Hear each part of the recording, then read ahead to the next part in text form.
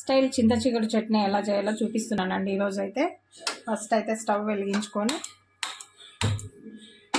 కొన్ని పల్లీలు వేయించుకోవాలి.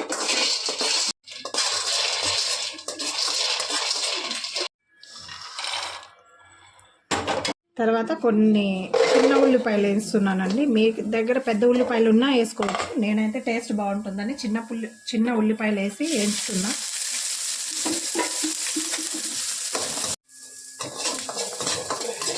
ఎర్రగా వేయించేసుకొని పక్కన పెట్టేసుకోవాలండి.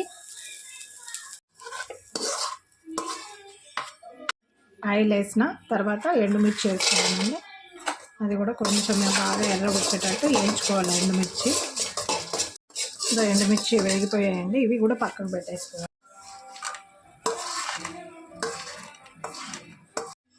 కొంచెం ఆయిల్ వేసేసుకొని తర్వాత చింత చిగురు వేసేస్తున్నాను అండి. ఇది బాగా వేయించుకోవాలండి. చింత చిగురు కొంచెం సిమ్లో పెట్టేసుకొని మంచిగా వేయించుకోవాలి. ఇంకా బాగా వేగిపోయిందండి. మరుగు ఈ కలర్ రావాలి, ఎర్రగా వచ్చేంత దాకా వేయించుకోవాలా. చింత చిగురు వేయించేసుకొని స్టవ్ ఆపేసుకోవాలి. ఫస్ట్ అయితే పల్లీలు కొన్ని, తర్వాత వేయించి పెట్టుకున్నాం కదా ఎండుమిర్చి అవి, తర్వాత వెల్లుల్లి రెబ్బలు ఒక 7-8, తర్వాత వేయించి పెట్టుకున్న చింత చిగురు,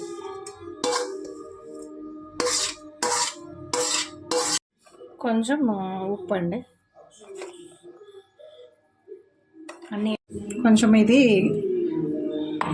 కొంచెం గ్రైండ్ అవ్వలేదు కాబట్టి కొంచెం వాటర్ యాడ్ చేసుకోవాలండి. వాటర్ యాడ్ చేసుకొని బాగా నున్నగా రుబ్బుకోవాలి. మిక్సీకి పట్టేసిన తర్వాత అదిగోండి ఇట్లా నున్నగా రుబ్బేసుకోవాలి. దీన్ని ఒక గిన్నెలోకి తీసుకోవాలి. ఒక